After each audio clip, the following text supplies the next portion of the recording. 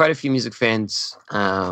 They brought up on various social media platforms, some owned by the Chinese government, that the When We Were Young festival could be very similar to a Fire Fest 2.0. Going in, it's kind of like almost like a scene style festival because you have MCR, Paramore, Day to Remember, Avril Lavigne, Jimmy Eat World, etc. So a lot of like emo scene and all that stuff, which would actually be pretty cool for a festival. But what quite a few people have noted is that there are roughly 65 bands that are committed to the festival. 12 hours during the festival day, and there's only 3 stages. So if you do the math, basically you're like a little over half hour per stage if you give them a tiny bit of time to set up and to break down all their stuff, which normally takes a long ass time. So basically it looks like a giant mess, logistical mess in that regard, because there's not enough stuff. And that's going to be in Las Vegas, Viva Las Vegas, in October. So with only 3 stages, that's not a lot for 65 bands. Like, that's barely anything. And it's one day also. It's worth mentioning. This is a one-day festival. And yes, it's definitely nostalgia bait. You have a good amount of new artists too. I see the Linda Lindas. We see Audioface Award winners Wolf Alice are there. So it's looking like, listen, this little scene Dan here is like really excited for the concept of this festival. I really enjoy this. I think a lot of people who like associate associate a lot of their like musical upbringing with this era of music. It would be really sold cool. out, and tickets were about like $300, so there's a lot of money for it. But it could end up being like an absolute disaster if the logistics aren't done well, because especially if you only have 3 stages, like there really isn't much for a one-day event. Like if it's over 3 days or something, then fine, still not great, but it's doable. But over one, and is it worth hard. It's worth mentioning that in this presumably chaotic one-day event with all of these different artists playing.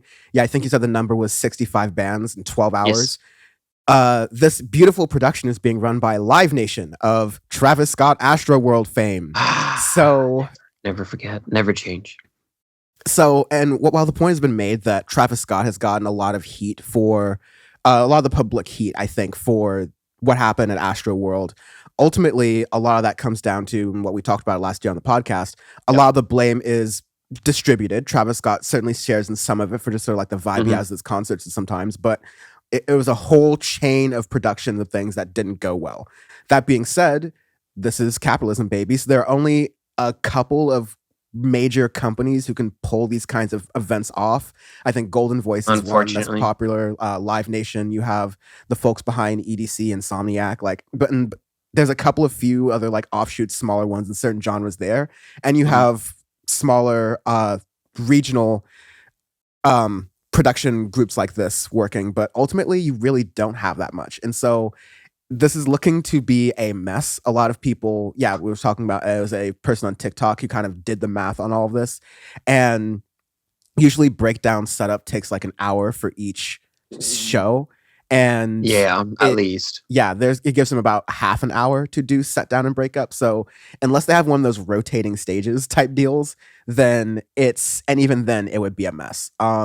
Also, you wouldn't even have it would take you're taking about 33 minutes to get these stages set up and ready, but that means 33 minutes for the bands to play as well, right? So like that's just not enough time. In no context is anyone going to accept seeing 30 minutes of a headliner. No. In no context. No, there's no way. Even at a festival. It's very, very, very poorly planned. I mean, we'll keep you up to date if anything changes on it. I mean, I would be surprised if they don't add at least another stage or even add another day to that. That's crazy though. With that many people on one day, it's a big ask. Yeah, I super don't think it's going to work out well, but no. Once again, we report, you decide. Exactly.